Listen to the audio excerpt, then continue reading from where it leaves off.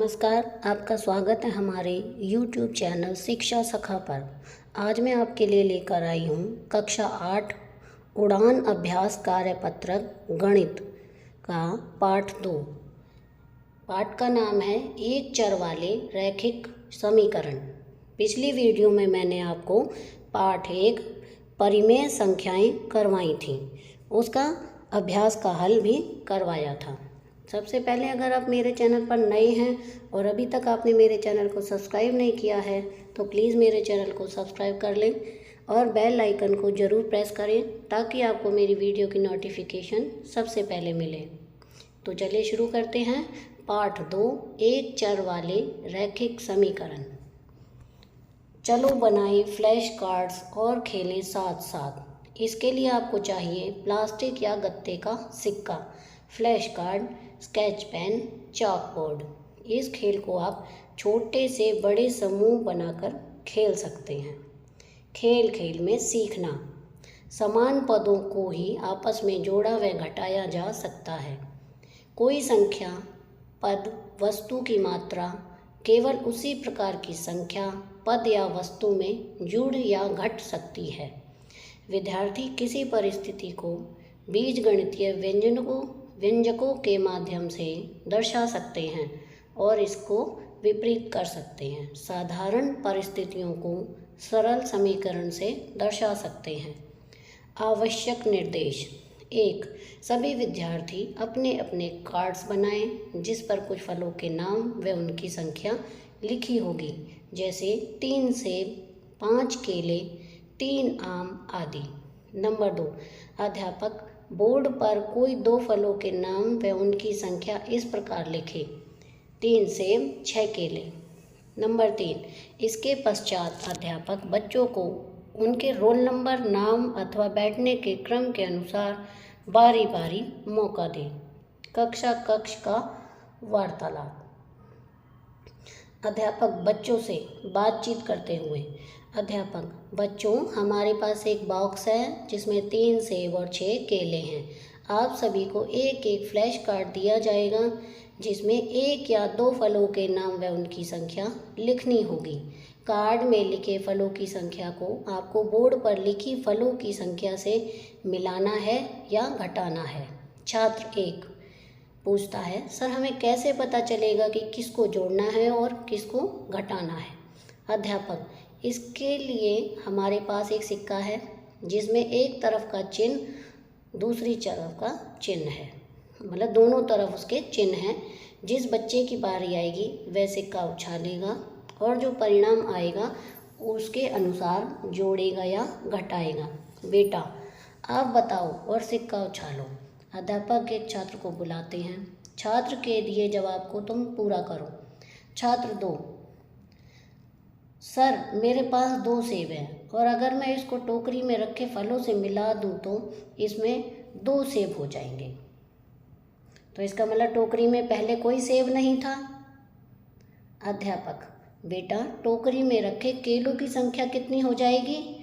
टोकरी में पहले से ही 6 केले हैं और हम उसमें और केले नहीं रखेंगे क्योंकि छात्र तो सेब रख रहा है, तो इस तरह से 6 केले के 6 केले ही रहेंगे। अध्यापक, ऐसा क्यों? छात्र 2, समान में समान जुड़ता है, मतलब केले में केले जुड़ेंगे और सेब में सेब जुड़ेंगे या घटेंगे। अगर मान लो उसमें हम रखेंगे तो जुड़ेंगे और नहीं रखेंगे उसमें से निकालेंगे तो घटेंगे। अध्यापक, अब इसको लिखकर जोड़ें। छात्र 2 राहुल अपने फ्लैश कार्ड पर लिखी संख्या को लिखकर जोड़ते हुए, यहाँ पर देखिए 5 सेब प्लस 2 केले, नीचे 2 केले, तो ये हो गए 5 सेब प्लस 4 केले। अध्यापक छात्र तीसरे छात्र की तरफ इशारा करते हुए, मोहित आप आओ और सिक्का उछालो, पता करो कि घटाना है या जोड़ना है। छात्र 3 छात्र सिक्का उछालता है, उसमें घटा का चिन्ह आता है। सर मेरे पास 4 केले हैं, हम इसको 4 टोकरी में से 2 केले, हमारे 4 केले आए हैं तो मैं उसमें से 2 केले ले लूँगा और 2 केले बच जाएंगे। अध्यापक बच्चों मोहित ने 4 केले टोकरी में से घटा दिए तो कितने सेब बचे? सेब उतने ही रहेंगे, केले घटेंगे। अध्यापक माही आप यहाँ आओ और सिक्का उछालो। माही सिक्का उछालती है और उसमें जोड़ का चिन्ह आता है और माही बोर्ड पर लिखते लिखते रुक जाती है।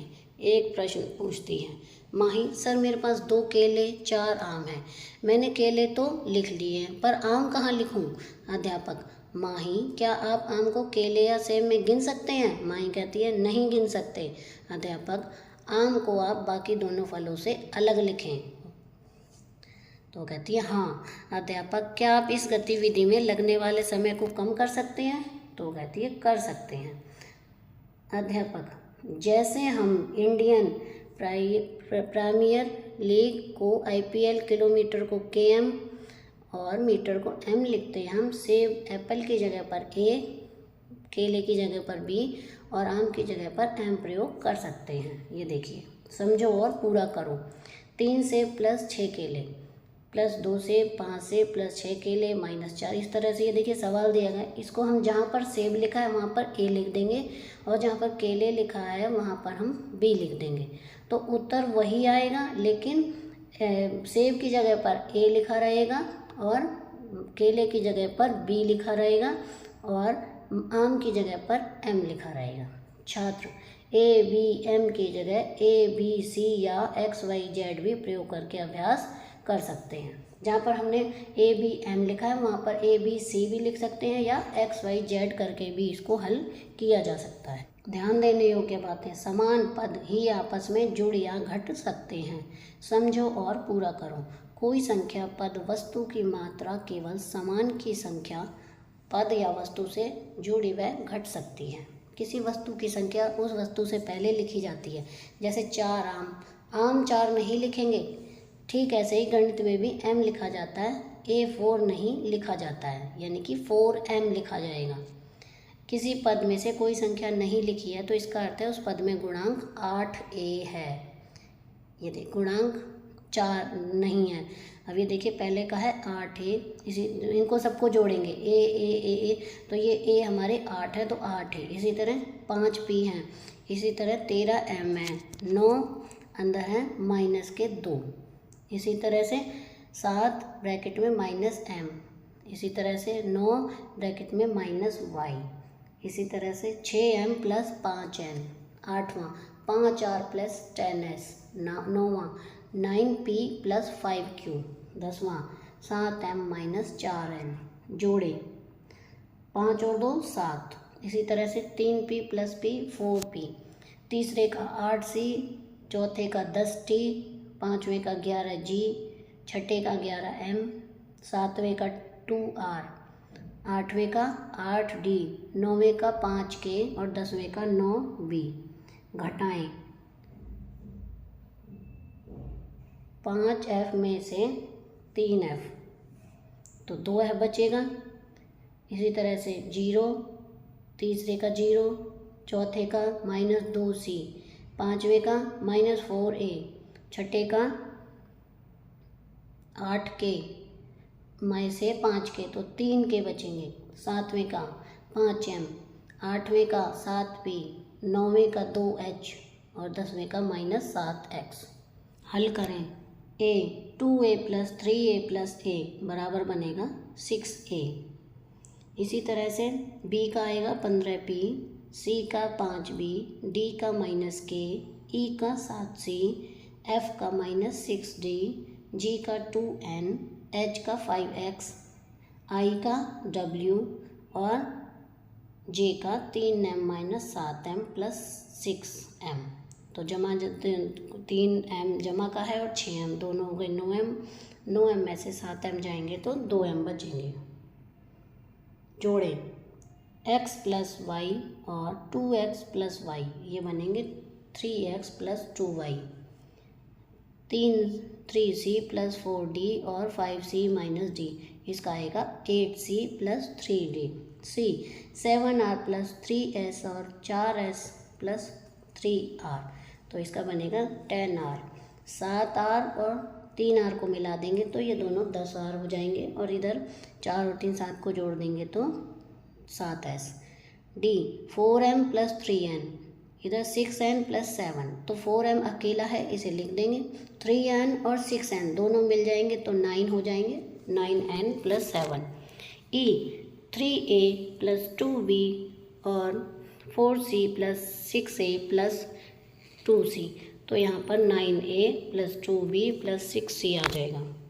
f इसका आएगा 7m plus 8n। g 6p minus 2p और 4p प्लस 7p, इसका आएगा 6 और 7, इन दोनों को जोड़ेंगे तो ये बनेगा 13 और 4 7, इस तरह से होगा। ये देखिए 6p माइनस 2p और इसका उत्तर आएगा 10p प्लस 5p। आगे है h का आएगा 7c प्लस 11d। i इसका होगा 11a plus 2b plus 7c। j 6m plus 3n plus 11p। घटाएं a x प्लस y में से 2x प्लस y घटाएंगे तो माइनस x आएगा। b 3c प्लस 4d में से 5c माइनस d घटाएंगे तो माइनस 2c प्लस 5d आएगा। c 7r प्लस 3s में से 4s प्लस 3r घटाएंगे तो 4r माइनस s आएगा। d 4m प्लस 3n में से 6n प्लस 7, तो इसका आएगा 4m minus 3n minus 7। e 3a plus 2b में से 4c plus 6a plus 2c घटाएंगे तो minus 3a plus 2b minus 6c आएगा। f 3m प्लस 2n में से 4m प्लस 6n घटाएंगे तो minus m minus 4n। g 6p minus 2p में से 4p प्लस 7p बराबर minus 7p। h 10c plus 6d में से 5d माइनस 3c, इसका आएगा 13c plus d। i 6a plus 2b में से 5a प्लस 7c घटाएंगे तो a plus 2b minus 7c।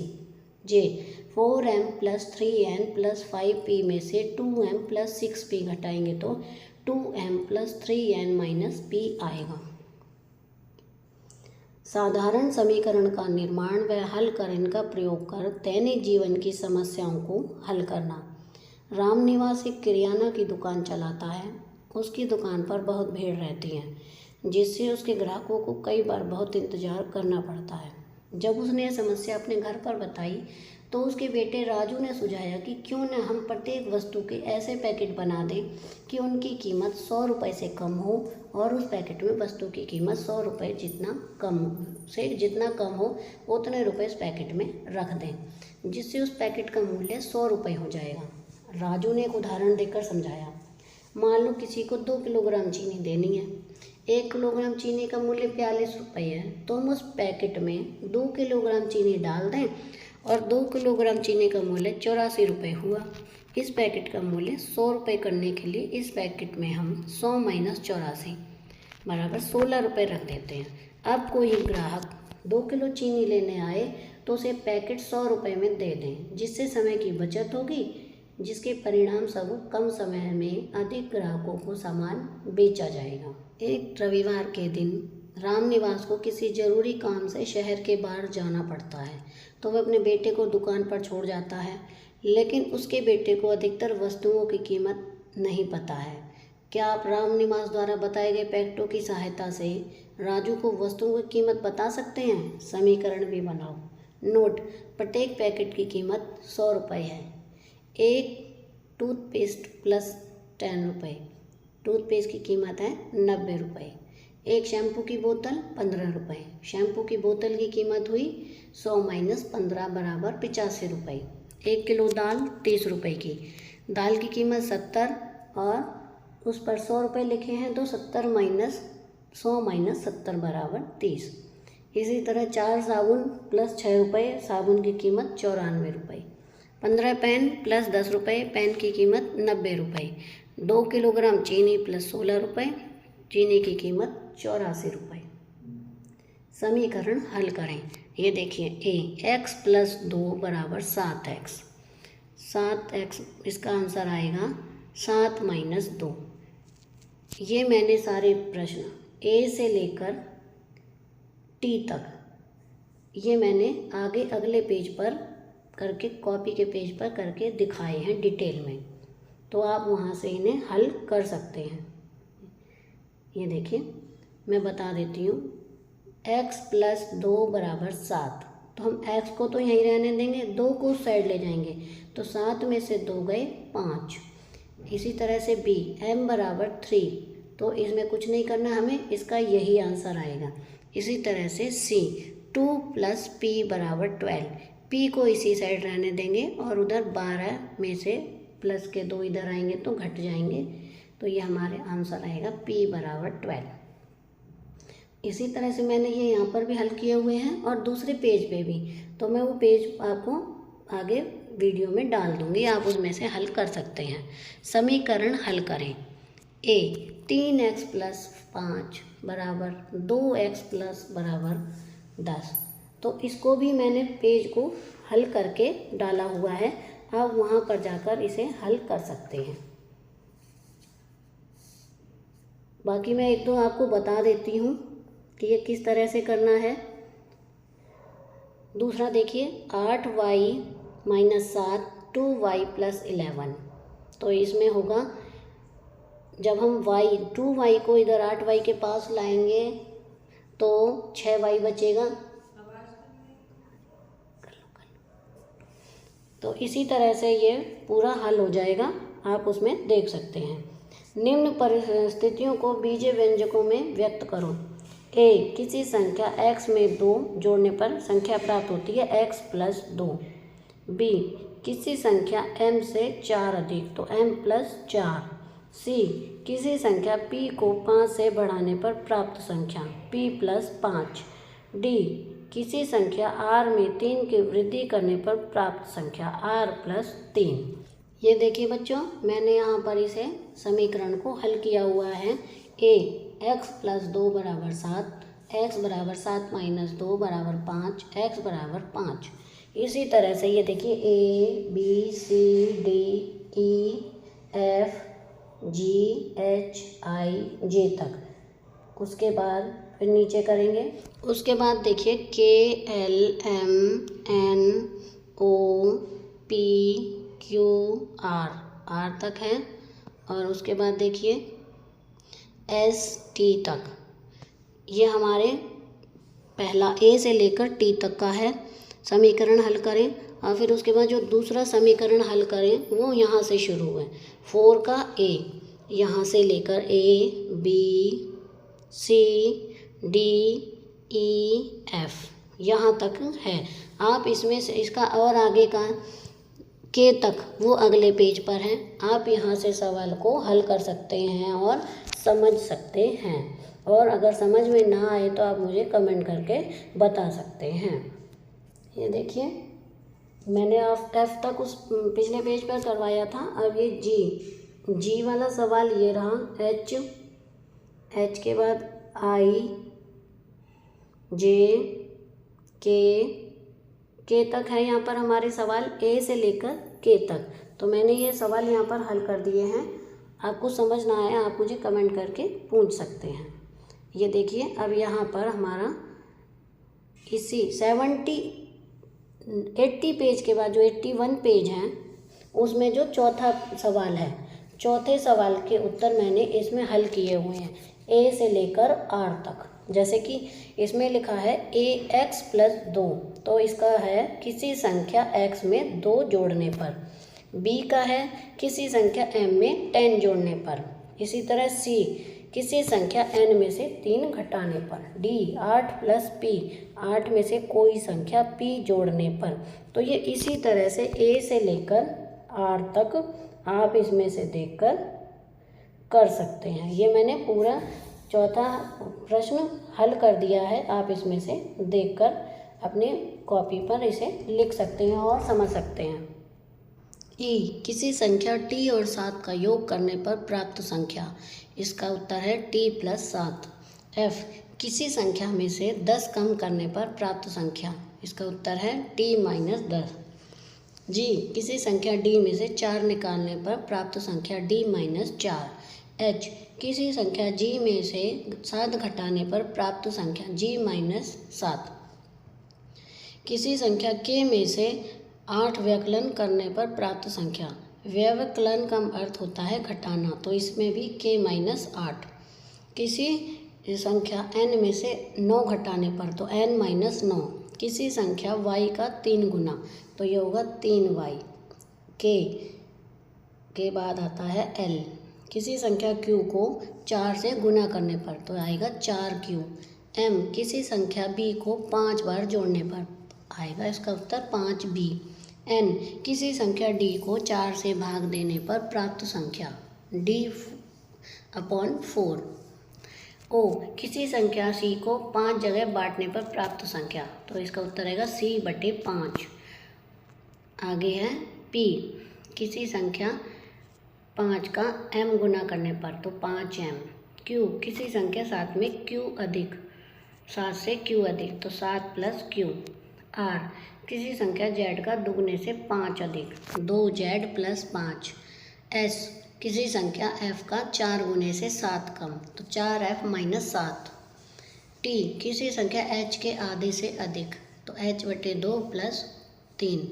u किसी संख्या j के 1/3 से 7 कम, तो j/3 - 7। किसी संख्या j के 1/3 से 7 कम, तो इसका उत्तर होगा j/3 - 7। अगला है चौथा प्रश्न, निम्न बीजीय व्यंजकों को किस प्रकार बनाया गया है, शब्दों में लिखो। ये मैंने आपको वीडियो में पहले ही करवा दिए हैं, आप वहाँ से देखकर इन्हें हल कर सकते हैं। और कोई कुछ पूछना चाहते हैं तो आप मुझे कमेंट करके पूछ सकते हैं। तो आपको ये मेरी वीडियो कैसी लगी? मैंने इसमें पूरा पाठ करवा दिया है पूरा। पिछली वीडियो में मैंने आपको पहला पार्ट करवाया था, इस वीडियो में मैंने आपको दूसरा पार्ट पूरा कंप्लीट करवा दिया इस अभ्यास का हल। तो आशा आपको मेरी ये वीडियो पसंद आई होगी। आप मुझे कमेंट करके ज़रूर बताएं। प्लीज़ मेरे चैनल को लाइक करें, शेयर करें और सब्सक्राइब करना ना भूलें। Thank you.